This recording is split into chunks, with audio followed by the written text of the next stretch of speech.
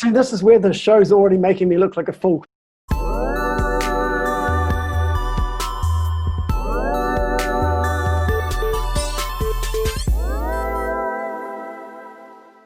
Welcome to this first episode of The Forecast, our new pod to be released as a podcast and also as a YouTube video. With me, Michael Ericsson and Adrian Kerr. Today's topic will be the GKA Distance Battle 2020, which I know is a topic that we have discussed before, Adrian, and that I know you have a lot of info about and also a lot of feelings about. So where should we start?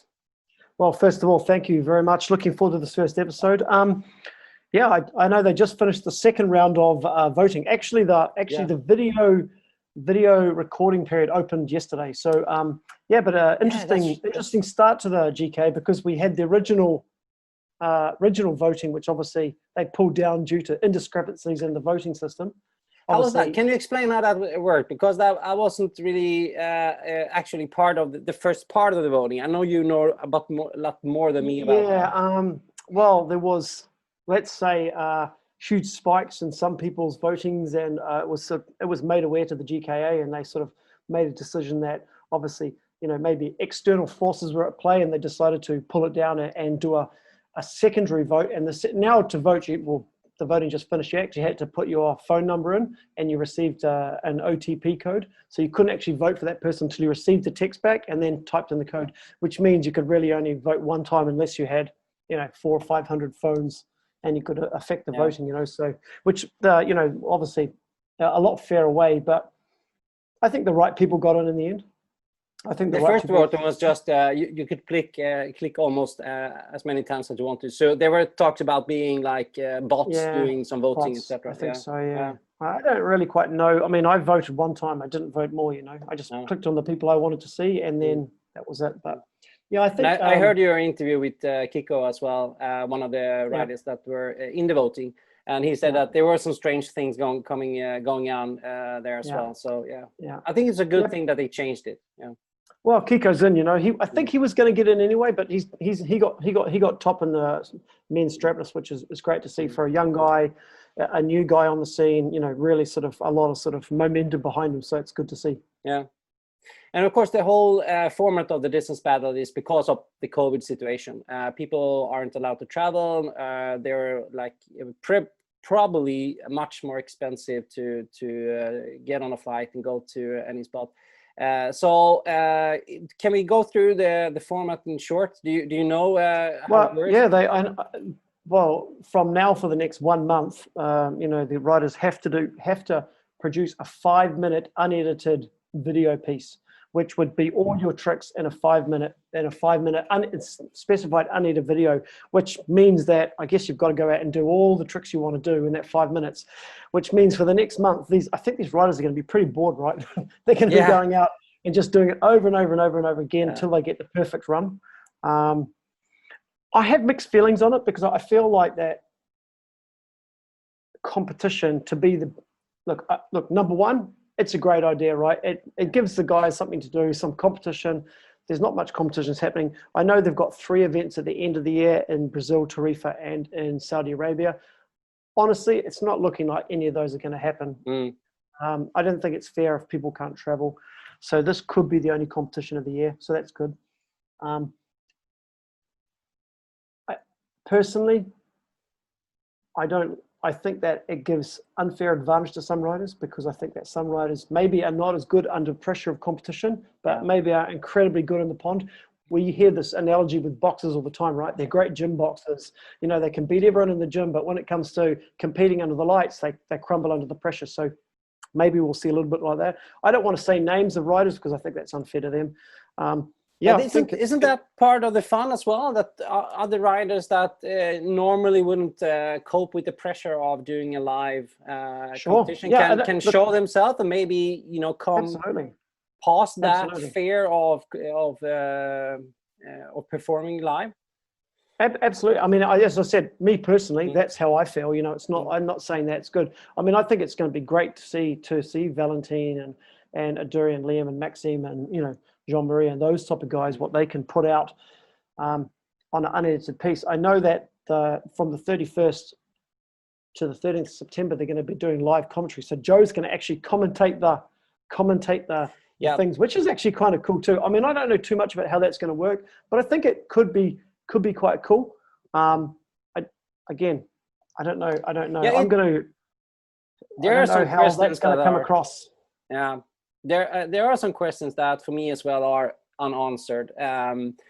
But if you go through, I mean, what has happened so far is that they decided on from the ranking a couple of guys and girls that are pre-qualified to the distance battle, and then they had the voting, and that has ended now. Now is the time period of where they can do their tricks, film them, and then they will send those in.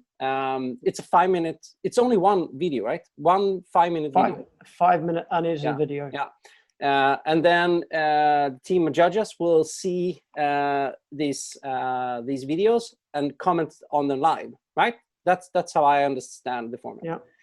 But they will have heats, people competing against each other, right? I don't know. Now you put me under pressure. I should have read that. But I have read. I think I have read everything that is to read about this. So they're going to. So that, I think it will be. They'll have to seed them, right, as per the original rankings. Yeah. So Valentin will have the top seed and go down, and then Juan Rodriguez and Aviraba and Motu Akali, whatever his name is, will be the bottom seeds coming through the thing. So I guess those guys are going to run straight into Valentin and Aduru straight away, right? Which doesn't really. And I can add in here the list of the riders that are in the distance battle as well. But what I don't understand is because they are having they say the single elimination format, which basically is that you have two people competing against each other. The winner goes on to the next what's called not heat, next round, right? But will that person then have the same 5-minute video as before? Because then it won't be live anymore. It won't be. The judges will know exactly which trick will come, and they know what they gave, what score they gave before. So why would they give a different score? That's what I don't understand. How that would work. See, this is where the show's already making me look like a fool because I don't really. No. I don't think. To be honest, that's actually that's a very good point. How are they going to differentiate the judging between the rounds? Yeah, I don't understand that. But that's one thing I think is interesting to find out as we go along. But I do, for my sake, I do like the format. As you do know from me starting the Kite Games, I do like the idea of being able to compete from your local beach. There's a lot of traveling in the world, and I do think that we need maybe cut down on a bit of traveling to make the Earth more sustainable. And this is a format that, if it works, I'm not saying I think it should replace the whole world tour, but I think it's something that can be complementary to the world tour. And I do like the format. A lot of questions. If they do it right the first year, maybe not. Maybe they need to change things up for the next year. But I do think it's intriguing to see a new format coming up from what disaster we have had this year. So yeah, I just had a quick look through the GKA website there, and I can't see, but it's actually something I never really thought about. But look, I don't know. Maybe they're going to try something new there, but maybe that's something they never thought about. Maybe you've sprung a leak already. Yeah, and they do talk about it's not only supposed to be one live show. It's supposed to be multiple shows. So they will have one show with the first heat, first round, and then they will cut that, and then there will be a new show later on with the new round. I mean, it's 2 weeks. Yeah, 2 weeks. Yeah. Talk about stretching out the waiting period, right? It's 2 weeks of commentary. Yeah. That's a lot of work. Another thing that struck my mind is, and you mentioned it a little bit before, and actually Kiko, in the talk he did with you, he gave away a bit of, this will be strategic, right? It's more of a strategic game than it is a performance during competition game. So, and he mentioned that too, that he will start by doing, he will film and he will do the biggest trick he can do. You know, maybe he lands it 1 out of 10 times. He would never do that in a competition, but he will do it at the first trick. If he lands that, then he would do it in the rest one. If he fails it, he would try that again, and just try to create the best video that he can do. He was talking about trying to get a great start, right? Once he gets a good start, once he lands that trick, he'll try and record the rest of the tricks. Yeah. I'm telling you now, I think that some of the videos you could potentially see, it's very hard to get a 10, right? I mean, we have seen 10s, in kiteboarding, but theoretically, here's the problem. We could just see the top riders just getting 10, 10, 10, 10, 10, 10, you know, if they're doing every trick for 5 minutes, landing perfectly, and they've got a thing. The thing is, that's another problem, right? We could just have unbelievable scores. I mean, no one's landing, so I don't know, whatever they're starting with, 317, you know. No one's going to be starting and landing a crappy first trick and pushing through and scoring. Like when you're riding in the sea, right, in any tough event, especially wherever, like cat, whatever, at the start of the year has been a bit rough in times. If you can get an 8 on the board getting out in rough seas, oh, that's a good score. You know, Valentine talked about getting, you know, 2 9s on the board before the jet ski the kite went into jet ski at last year's final.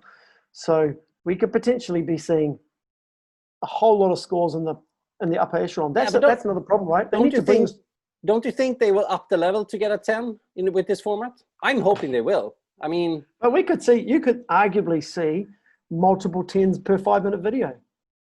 I mean, if you were Valentin Rodriguez, who's the current world champion, you would say, hey, I've got 1 month to land every move I do 100% perfectly. So what are the judges going to mark you down on? The lighting of the video? No, are they going to mark you down on the quality of the film? No, I think in that case it will be one part of the score is the difficult level, right?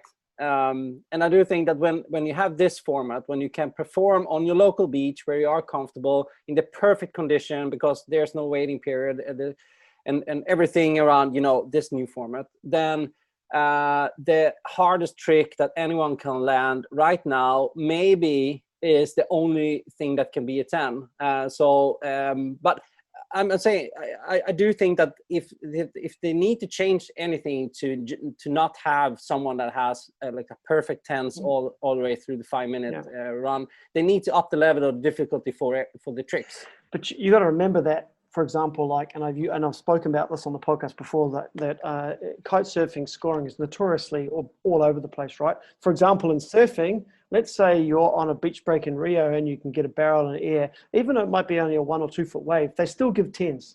They give 10s because you're riding to the maximum in those conditions. And that's why you're going to have discrepancies all across the board, right? Yeah. I guess Aduri and Juan Rodriguez are going to be riding in La Boca in Dominican Republic. You know, Liam's probably going to be in Tarifa somewhere. So there are going to be huge discrepancies in conditions and weather and everything. So I don't know. It's the judges are up against it. That's for sure. I think you know what? Actually, I'm going to put myself out. The pressure is not on the riders here. The pressure's on the judges, and that's something different, right? Normally we have the pressure's on the riders to perform under pressure. Now the pressure's going to be on the judges, because if they don't get it right, the people are going to be pissed. Yeah. And we've seen that recently in some we've seen that in some online events in recent times. Yeah. Look, there's one other issue that we cannot dodge here. We need to bring that up, and it's the question about equality between men and women.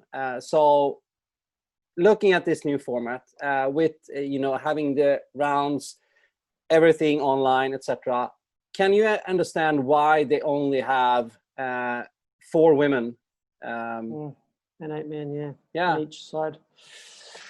Could it be a reason for that at all, or is it just they have done that with the live events and now they didn't think about it? Or man, I don't know. I honestly, I think that's a huge slip up from them.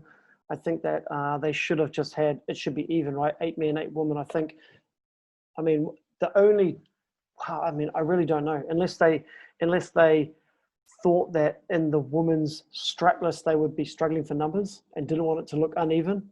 I'm guessing. I haven't really even thought about it. No. I spoke to you about the discrepancy in that. Definitely in women's freestyle, they've got the people there. They've got the they can easily get the top 8 girls. And even though there's a lot of girls who are not there, No, even though I can promise you they can get 8 women both for strapless and for 20 freestyle. That's not the issue. The issue might be that they don't think that the level of the last 2 ones are high enough, or that they needed to bring more women from not being qualified from last year or whatever. But hey, give them the chance to be part of a competition, and they will be better. They will get better. They will progress, and they will be part of it next year. And I've seen this happen with a friend of mine as well. And she has, the first competition she was in, she was very insecure, didn't know exactly what to do, and she just progressed. And she's so I would like to be at her level for sure. She's so good now, and she's actually been part of the World Tour as well. It's not the GKA's problem when it comes to quality, right? That shouldn't be their problem. The quality comes down to the riders. The riders have to prove themselves and get better, right? The GKA should just be putting on an event that's equal, fair, and sort of represents the people in the sport. I think that's probably the biggest thing, that I think it actually lets down the equality within the sport a little bit. I know that there's many events like the Kite Park League in the past have done equal pay for men and women, but I think that's still not happening in other sides of the sport, So it's interesting to see. I wonder what the theory is. It can't be budget, because you're commentating on 4 girls. What's the difference to commentating on 8 girls? It's just time. Exactly. And I don't think that's to be honest, I do think it's just that it has been half the amount of women from the World Tour for so long. Well, it's as long as it's been there, I guess. I just think it's they didn't really think about it. I do think that we will see a change with this format for next year. Hopefully we'll see it I don't think we're going to see this again next year, man. Listen, I think this could be a one-off COVID special. I think that if it is a real look, man, they can barely get the tour right. Let's just concentrate on one thing than the other. There's nothing worse than having doing everything badly, right? So I think that I would like to see that this is a success for now. If it's done well, it will be interesting to see how high people hold these results. I know, for example, that there's always going to be people always going to be like, oh, this is unfair, whatever, blah, blah, blah. But I think that let's get this done. Let's hopefully it turns out to be a success, and I'm sure it will be. Everyone enjoys it, and we see an unbelievable high standard. And then we look to 2021 and we get back on the water and get the events going, because that's what people really want to see, right? They want to see the events. I don't know. I'm sure this new voting system cost a lot of money. That little thing probably cost a lot of money. And I think that they probably want to get back to doing events where they can get sponsors involved and get that sort of money back in. But I'm guessing they can get. This is not a money-making system. No, but I think, I'm hoping that this will be a regular. An addition to it, because those videos that will come out of this, those 5-minute videos that they will produce, and when they get those live, they will have a lot of views. And there are, I think there is enough views and money into it to keep that running as a part of it, and then it will be like a marketing thing for the World Tour as well. But I don't know. Maybe we're going to have a distance battle world champion next year. How's that going to sit? And I'm the freestyle world champion. I'm the distance battle world champion.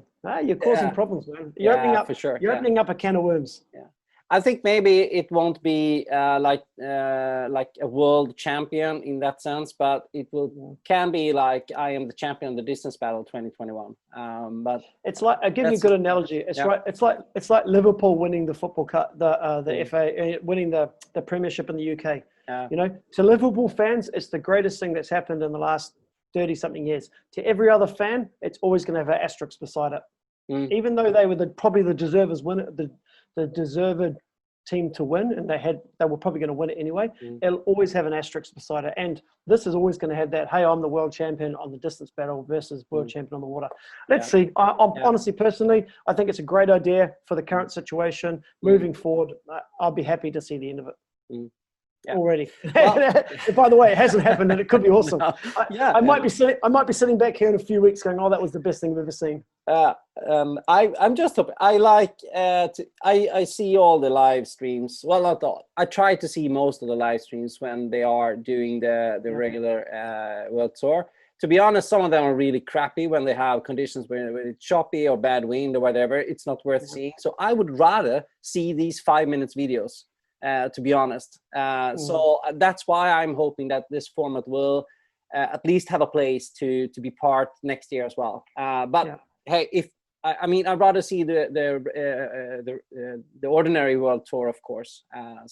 But you say that about the world tour being in tough conditions, and when you speak to the riders, a lot of riders are saying you have to ride in all conditions. We can't be always riding Kauipi Lagoon or whatever. So it is important to the guys have to push hard and chop and stuff like that. So I agree with you for the competition and to claim a world champion in the world tour. But for me as a spectator, the audience, it's if you are there at the spot live, then of course, it's probably amazing to see the guys and girls ripping, even though the conditions are terrible. But to be sitting where I am in Sweden with my regular job and just want to have a good content to watch when it comes to kite surfing, I think those 5-minute videos will make my day better than a crappy condition from a live feed from anywhere. But you know what? This year you won't need to listen to those crappy feed because the Kitesurf 365 is going to be doing its own alternative commentary with Colin Carroll. So you can tune in and watch me and Colin. Yeah, I love you. Colin and I doing our own commentary. So that could be a little bit of, so on those days where there's light wind and Joe doesn't want to talk about, you can just go to my YouTube channel or Facebook or something and can watch it, the own commentary. That's going to be fun. I will follow that for sure. I think it's going to be awesome. Yeah, I think so too. Yeah. Maybe Colin and I will do one for the distance battle. Yeah, you should. That's a good idea. Yeah, that's a good idea. I'm going to write that one down. But we'll see. Look, honestly, maybe I'm not giving it a fair chance. Maybe it is going to be better. But I'll continue on with that. Let's say the Brazilian leg of the planned free stop tour that they have possibly won't happen. COVID's bad, their situation. Is 2 stops enough? Spain and Saudi Arabia. Is that 2 stops enough, in your opinion, to crown a world champion?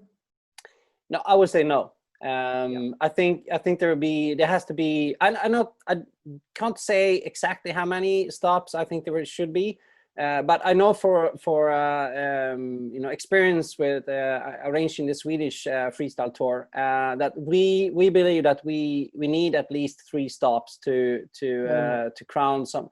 We have crowned with just 1 stop and 2 stop as well. And to be honest, they are the right winners for the conditions that we have had.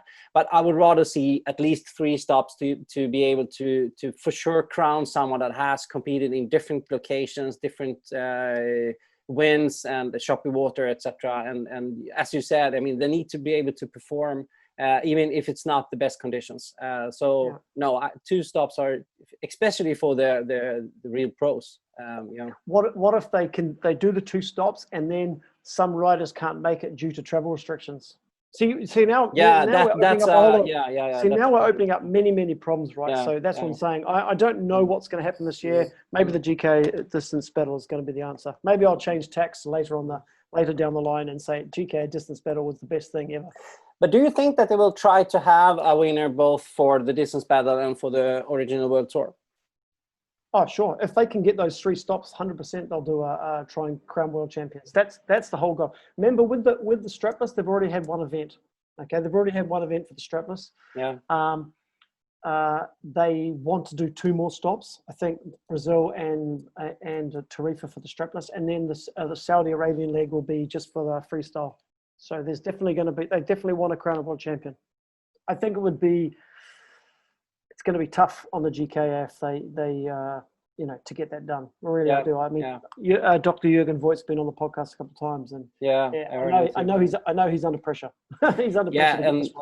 And I feel bad for them, of course, being in the situation they are. But I mean, hopefully they can do it. I'm just, as you said, hoping that it won't be that we crown somewhere because there are some restrictions still in countries that haven't seen the full effect of COVID yet, that they are not allowed to travel or whatever.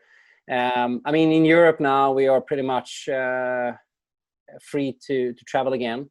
I have friends travel down to Spain, and so there should be possibilities here, but I don't know if the whole world is ready to open up yet. So all right, Adrian, anything else you want to add to this topic before we wrap it up?